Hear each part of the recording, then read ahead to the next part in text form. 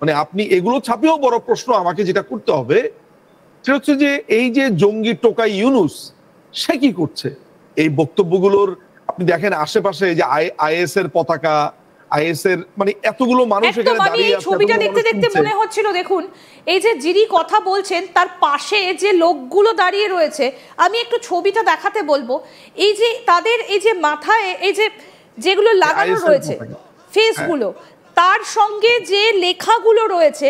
আমরা এই ধরনের লেখা দেখেছিলাম ধানমন্ডি 32 নম্বর ধানমন্ডির বাড়িটা যখন ভাঙা হচ্ছিল তখন যে আইসিস এর পতাকা উড়েছিল তার সঙ্গে মিল পাওয়া যাচ্ছে না এই যে কপালে যে পট্টিগুলো রয়েছে এই যে ফেজের নিচে যে অংশটা রাইট তাহলে কোথা থেকে এলো এরা মানে এই ধরনের যে বক্তব্যগুলো উঠে আসছে এগুলো কি মানবাধিকার লঙ্ঘনের আওতায় পড়ছে না বাংলাদেশে একদম মানবাধিকার লঙ্ঘনের আওতায় পড়ছে এই ধরনের হুমকি ধামকি আপনি খেয়াল করে দেখেন পেছনে আপনার প্যালেস্টাইনের পতাকা আমি লক্ষ্য করছি প্যালেস্টাইনের পতাকা দেখা যাচ্ছে অর্থাৎ তারা এখানে প্যালেস্টাইনের বিষয়াদি সামনে এনেছে তো এই মানুষগুলো বেসিক্যালি যেটা হয়েছে যে আমি আপনাকে এর মধ্যে একটা ছোট্ট গল্প বলতে চাই যে এটা বলাটা ভালো একদিন আজকে থেকে প্রায় 5-6 বছর আগে আপনার বাংলাদেশের এক শ্রেণীর হুজুর সবাই না এক শ্রেণীর হুজুর তারা ঘোষণা দিল যে বাংলাদেশে ইসরায়েলি এমবেসি তারা অভিমুখে লং মার্চ করবে এখন তাদেরকে বলা হলো যে বাংলাদেশে ইসরায়েলি কোনো এমবেসি নেই কারণ বাংলাদেশের সাথে ইসরায়েলের কূটনৈতিক সম্পর্ক নেই তারপরেও তারা লং মার্চ করবে এবং তারা হরতালের ডাক দিয়েছে অর্থাৎ এই হুজুরদেরকে বোঝাতেই আমরা পারলাম না যে বাংলাদেশে ইসরায়েলের কোনো এমবেসি নেই এবং বাংলাদেশের সাথে ইসরায়েলের কোনো কূটনৈতিক সম্পর্ক নেই সুতরাং আপনারা যে ইসরায়েল এমবেসি অভিমুখে লং মার্চ করবেন সেটা হবে না সেটা কোন দিকে যাবে মানে এই যে অশিক্ষা কুশিক্ষা এই যে এরা আজীবন একটা কুপমুন্ডুক এই যে এরা আজীবন যে অশিক্ষা কুশিক্ষাতে বড় হয়েছে এইটা একটা ভীষণ আপনার চিন্তার বিষয় এরা আমাদেরই ডান দিকে বাম দিকে বড় হয়েছে এদেরকে আমরা নর্মাল রাস্তাঘাটে দেখেছি এই লোকটিকে হয়তো আমি কাপড় বিক্রি করতে দেখেছি কখনো ঢাকা কলেজের সামনে কখনো ডাব বিক্রি করতে দেখেছি আই নেভার নো এই টাইপেরই হয়তোবা কিন্তু কখনো বুঝিনি যে একজন ডাব বিক্রেতা বা একজন ফল বিক্রেতা একজন আম বিক্রেতা কিংবা একজন ছাত্র বেশে এই ছেলেটি এই ধরনের মেন্টালিটি পোষণ করে অর্থাৎ এই ছেলেটি বলতে চাইছে সে তার নিজ দেশের জনগণকে নিজ হাতে খুন করবে কিসের জন্য খুন করবে একটা কাল্পনিক সমস্যা কল্পনা করে আপনি চিন্তা করে দেখুন তাহলে কোন জায়গাতে গেছে এখন এই ব্যাপারগুলো নিয়ে আপনি প্রশ্ন করতে পারেন যে তাহলে রাষ্ট্র কি করছে রাষ্ট্র মদত দিচ্ছে আপনার এরকম খোলা ময়দানে দাঁড়িয়ে একটা সভ্য দেশে যদি এই ধরনের কথা বলা হয় তাহলে তো সাথে সাথে তাকে গ্রেফতার করা হবে বাংলাদেশে তো এই বিষয়ে আইন আছে বাংলাদেশে সাইবার নিরাপত্তা আইন আছে বাংলাদেশে পেনাল কোড আছে বাংলাদেশ জননিরাপত্তা আইন আছে আইন কানুন সেগুলো কি শুধুমাত্র শেখ হাসিনার কি করেছেন তার অভিযোগ খতিয়ে দেখছে নাকি এদের যে কর্মকাণ্ডগুলো সেগুলো খতিয়ে দেখার জন্য ব্যবহৃত হচ্ছে বাংলাদেশে এখন যত রকমের আইন আছে এগুলো সবকিছু অ্যাপ্লাই হচ্ছে আমাদের উপরে অর্থাৎ বাংলাদেশের নেতাকর্মীদের উপরে বাংলাদেশ আওয়ামী লীগের আপনার যত রকমের সহযোগী সংগঠন আছে ছাত্রলীগ কিন্তু আপনি তো বাংলাদেশের একজন আইনজীবী এবং আপনার তো একটা ক্ষমতা রয়েছে সেই আইনের দ্বারস্থ হবার জন্য আপনারা কি এই বিষয়ে কোনো রকম কোনো কিছু দায়ের করেছেন কোনো মামলা কি দায়ের করেছেন আমি বাংলাদেশি বংশোদ্ভূত আইনজীবী আসলে আমি বাংলাদেশে প্র্যাকটিস করি না কিন্তু এই ব্যাপারগুলোর জন্য আমরা যেটা করেছি সেটা হচ্ছে যে আন্তর্জাতিক আদালত রয়েছে তো আমরা যেটা করেছি আমি আপনাকে এই তথ্যটা দিতে চাই গত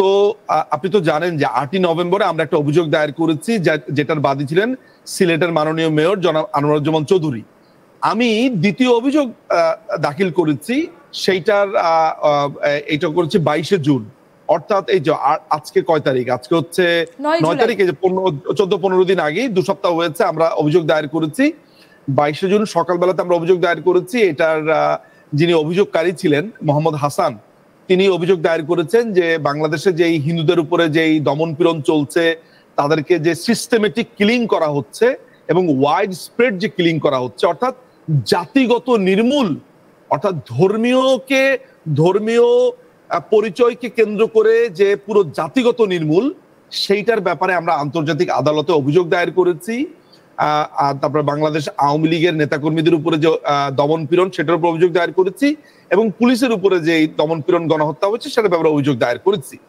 ফলে এখন আন্তর্জাতিক কমিউনিটি এটার ব্যাপারে নড়েচড়ে বসে কিনা, এটা নিয়ে তারা তদন্ত করে কিনা, এটা নিয়ে তারা কোনো ধরনের রেজলিউশন পাস করে কিনা, এটা একটু দেখার বিষয়। এটা তো আমরা আমাদের কাজগুলো করেছি, আমরা আমাদের দায়িত্বটা করেছি, কিন্তু প্রশ্ন উঠেছে যে ইউনূস তো আপনার শান্তিতে নোবেল পেয়েছে, তাহলে ইউনূস আপনার এই দেশকে জঙ্গি টোকাইদেরকে নিয়ে যখন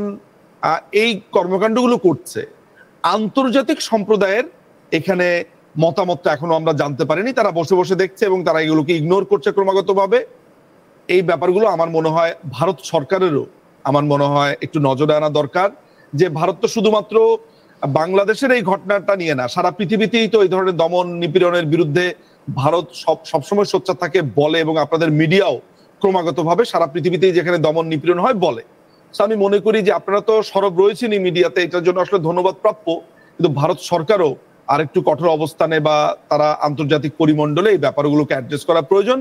প্লাস হচ্ছে একটা দীর্ঘ সময় ধরে চিন্ময় প্রভু তাকে গ্রেফতার করা হয়েছে, গ্রেফতার রাখা হয়েছে, তাকে তার অধিকার থেকে বঞ্চিত করা হয়েছে, তাকে কোনো ধরনের আইনি সুযোগ সুবিধা দেওয়া হচ্ছে না। এইসব ব্যাপারও আমাদের মনে হয় একটু উচ্চকিত হওয়ার সময় এসেছে। একদম দাদা, আপনি আমাদের সঙ্গে থাকুন। এবং এরই মধ্যে আরো বেশ কিছু ঘটনা ঘটে গিয়েছে। বাংলাদেশের মুক্তিযুদ্ধকে তো প্রথম থেকেই অস্বীকার করতে চাইছে। এই মুহূর্তে এই যে উপদেষ্টা মণ্ডলী, অর্থাৎ মোহাম্মদ ইউনূসের নেতৃত্বাধীন যে উপদেষ্টা মণ্ডলী বাংলাদেশে রয়েছে, সেই জায়গায় দাঁড়িয়ে শুধুমাত্র যে মুক্তিযুদ্ধকে তারা আজকে অস্বীকার করতে চাইছে এমনটা নয়, এমনকি শেখ মুজিবুর রহমান যিনি মুক্তিযুদ্ধের নেতৃত্ব দিয়েছিলেন তার বিরুদ্ধেও এবার বিষোদ্গার করছে। কি পরিস্থিতি সৃষ্টি হয়েছে বাংলাদেশে! এমনকি এই মুক্তিযুদ্ধকে তারা এবার ষড়যন্ত্র হিসেবে দেখছে।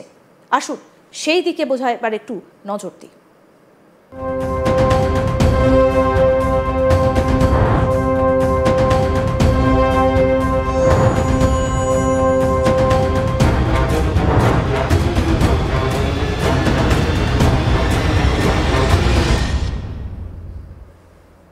গত এক বছরের কিছু বেশি সময় ধরে বাংলাদেশের তলে তলে যে পরিবর্তনটা হয়ে গেছে সেটা বোধহয় এতটা প্রকাশ্যে এর আগে আসেনি। বাংলাদেশের তরফ থেকে এবার দাবি উঠছে মুক্তিযুদ্ধের সব শহীদ পাকিস্তানি, মানে যে সমস্ত পাকিস্তানিদের প্রাণ গিয়েছিল তাদের নাকি রক্তের বদলা হবে, এবং টার্গেট কারা? বাংলাদেশি বাঙালিরা হচ্ছে তার টার্গেট।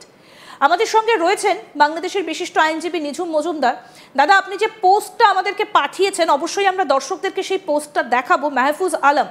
তিনি একটা পোস্ট করেছেন, বাংলাদেশের তথ্য এবং সম্প্রচার উপদেষ্টা। আগে আমরা এই পোস্টটা একটু দর্শকদেরকে দেখাই, আমি প্রোডাকশন টিমকে বলবো পোস্টটা একটু দেখানোর জন্য। তাই সোশ্যাল মিডিয়ায় পোস্ট করেছেন। কি পোস্ট? মেটিকুলাস ডিজাইনের সমস্যা কোথায়। এই যে আমরা যেটা দেখতে পাচ্ছি পোস্টটা, যদি একটু ভালো করে নজর দেওয়া যায় তাহলে কি দেখা যাবে, আমি পোস্টটা একটু পড়ি দাদা, তারপরে আসছি আমরা আলোচনায়।